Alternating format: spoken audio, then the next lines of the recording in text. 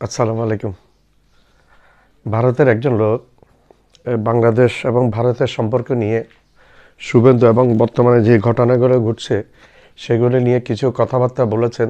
দর্শক, আপনারা শুনলে আপনাদের ভালো লাগবে। তার কথাবার্তাগুলা যথেষ্ট যৌক্তিক কথাবার্তা উনি বলেছেন এবং তার কথার মধ্যে যুক্তি আছে।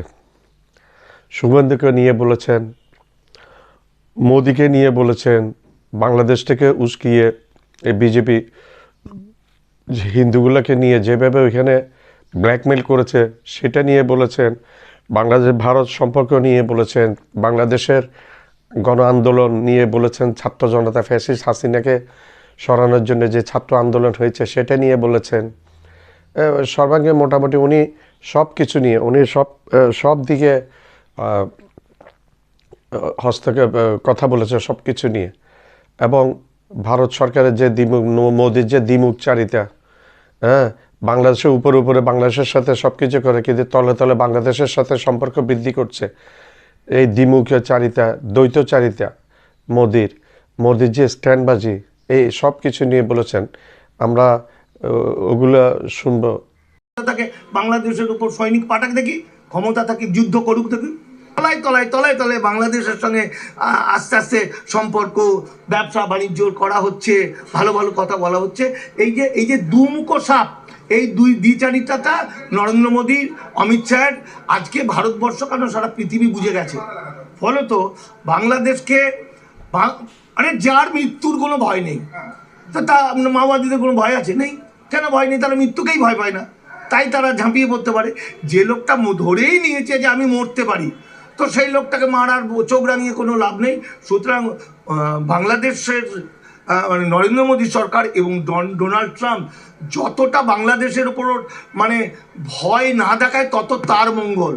কারণ বাংলাদেশকে ভয় দেখালে আখেরে কিন্তু বাংলাদেশের ইয়ং ছেলেমেয়েরা, এবং বাংলাদেশ শুধু মুসলমান নয়, বাংলাদেশের সংখ্যালঘু হিন্দু এবং মুসলমানরা একে অপরের সঙ্গে এমনভাবে গেঁথে এসছে, তারা প্রত্যেকেই এক একটা মানব বোমা।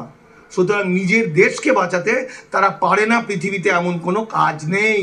তা মির্জাফরকে যদি 1000 দিয়ে গুণ করা হয় তাহলে শুভেন্দুকে বিচুটি দিয়ে পিটিয়ে মানে একদম পাছায় দড়ি দিয়ে বেঁধে, একদম মানে কোমরে দড়ি দিয়ে বেঁধে রাস্তা দিয়ে নিয়ে যাওয়া উচিত, বাঙালি জাতিকে ধ্বংস করার চেষ্টা করার জন্য। বাংলাদেশটা তো নরেন্দ্র মোদী মানে ভারতের তো রাঁড় ছিল, থাকে না? তো ভারতের প্রধানমন্ত্রী যা বলবে বাংলাদেশ তাই করবে, এতদিন তাই ছিল। মানে বাংলাদেশ বুঝি একটা পরাধীন রাষ্ট্র, সেখানে কোনো স্বাধীনতা নেই। হ্যাঁ, ভারত তো এটাই করে। ভারত সবসময় ভারতের আশেপাশে প্রতিবেশী রাষ্ট্রগুলোর সঙ্গে ঝগড়া করে, তাদের উপর নাক গলায়। তাদের রাষ্ট্র, তারা তাদের দেশকে স্বাধীন করেছে 30 লক্ষ প্রাণের বিনিময়ে। ভারত সেই দেশ কীভাবে চলবে এটা তো তাদের বিষয়। ভারত সরকার কেন নাক গলাচ্ছে, ওই নাকটা তো তারা কেটে দিতে পারে।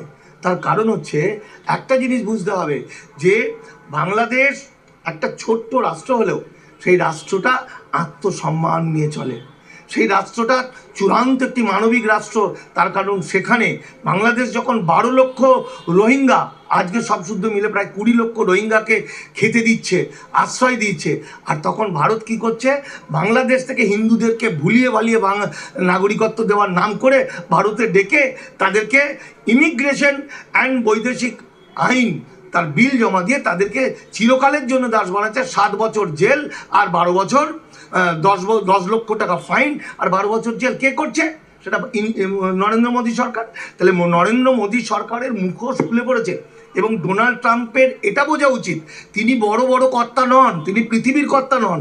তার 5-8টা যে কটা কুত্তা রাষ্ট্র আছে তার কর্তা তিনি হতে পারেন, কিন্তু ডোনাল্ড ট্রাম্পের এই জিনিসটা বুঝতে হবে তাকে, যে ভিয়েতনাম একটা ছোট্ট রাষ্ট্র, 12 বছর যুদ্ধ করে করে ঘুম ছুটিয়ে দিয়েছিল ওদের, ঠিক আছে?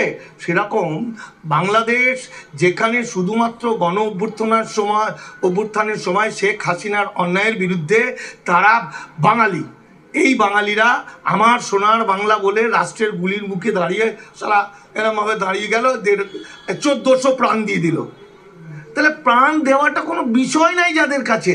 আর বাংলাদেশে যেহেতু সংখ্যাগুরুরা মুসলমান, তো মুসলমানদের তো ধর্মেই আছে অন্যায়ের বিরুদ্ধে প্রতিবাদ করা। সুতরাং ডোনাল্ড ট্রাম্প কী করবে? ডোনাল্ড ট্রাম্পের বাপের ক্ষমতা আছে বাংলাদেশের ওপর, নাকি নরেন্দ্র মোদীর যদি ক্ষমতা থাকে বাংলাদেশের ওপর সৈনিক পাঠাক দেখি, ক্ষমতা থাকে যুদ্ধ করুক দেখি, করুক। যেটা সত্যি সেটা বলতে হবে। আমি ভারতবর্ষে জন্মগ্রহণ করেছি, ভারতের মাটি আমার মা, আমার বাবা, এবং বাংলাদেশে যে লোকগুলো আছে তারাও ভারতকে সেইভাবে সম্মান করে, কারণ তারাও এক সময় ছিল ভারতীয়। আজকে তাদেরকে বিভেদ করে দিয়েছে বলে তারা কিন্তু আমাদের শত্রু নয়। এমনকি বাংলাদেশের সঙ্গে ভারতের যে চুক্তি, যে 1974 সালের ইন্দিরা মুজির যে চুক্তি, সেই ট্রিটিটা কি এখনো বাতিল হয়েছে? মুখে হিন্দু উদ্বাস্তুদের ধরার জন্য নানা রকম কায়দা করে ফেক নিউজ ছড়ানো হচ্ছে বিভিন্ন চ্যানেলের মধ্যে দিয়ে, আর তলায় তলায় তলায় তলায় বাংলাদেশের সঙ্গে আস্তে আস্তে সম্পর্ক, ব্যবসা বাণিজ্য করা হচ্ছে, ভালো ভালো কথা বলা হচ্ছে। এই যে দুমুখো সাপ, এই দ্বিচারিতাটা নরেন্দ্র মোদীর, অমিত শাহের, আজকে ভারতবর্ষ কেন সারা পৃথিবী বুঝে গেছে। ফলত বাংলাদেশকে যার মৃত্যুর কোনো ভয় নেই, তো তা মাওবাদীদের কোনো ভয় আছে? নেই। কেন ভয় নেই? তারা মৃত্যুকেই ভয় পায় না, তাই তারা ঝাঁপিয়ে পড়তে পারে। যে লোকটা ধরেই নিয়েছে যে আমি মরতে পারি, তো সেই লোকটাকে মারার চোখ রাঙিয়ে কোনো লাভ নেই। সুতরাং বাংলাদেশের মানে নরেন্দ্র মোদী সরকার এবং ডোনাল্ড ট্রাম্প যতটা বাংলাদেশের ওপর মানে ভয় না দেখায় তত তার মঙ্গল। কারণ বাংলাদেশকে ভয় দেখালে আখেরে কিন্তু বাংলাদেশের ইয়ং ছেলেমেয়েরা, এবং বাংলাদেশ শুধু মুসলমান নয়, বাংলাদেশের সংখ্যালঘু হিন্দু এবং মুসলমানরা একে অপরের সঙ্গে এমনভাবে গেঁথে এসছে, তারা প্রত্যেকেই এক একটা মানব বোমা। সুতরাং নিজের দেশকে বাঁচাতে তারা পারে না, পৃথিবীতে এমন কোনো কাজ নেই। সুতরাং শুভেন্দু অধিকারী কি বললো?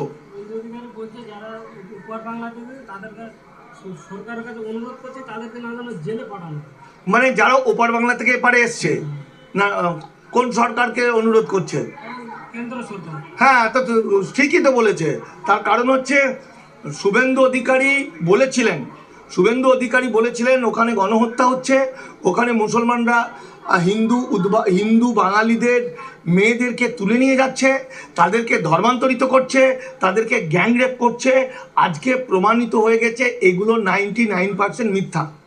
এবার ওখান থেকে যে মানুষগুলো চলে এসছে, সেই মানুষগুলোকে শুভেন্দুর কথাই চলে এসছে, শুভেন্দুর বাপের ক্ষমতা হলো না তাদের রক্ষা করি, তাদের জন্য কোনো শরণার্থী স্বীকৃতি দেওয়া হলো না, তাদের জন্য ভিসা দেওয়া হলো না, তারা আইনের চোখে হয়ে গেছে ইল্লিগাল মাইগ্রেন্ট।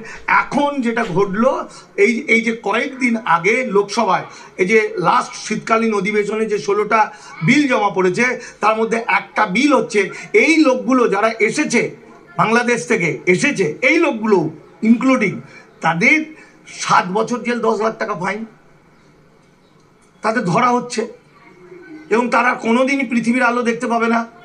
তার কারণ 10 লাখ টাকা দেওয়ার তাদের ক্ষমতা নেই। 7 বছর জেলের পরে তাদেরকে পুশব্যাক করলে কী হবে জানি না, তাই তো?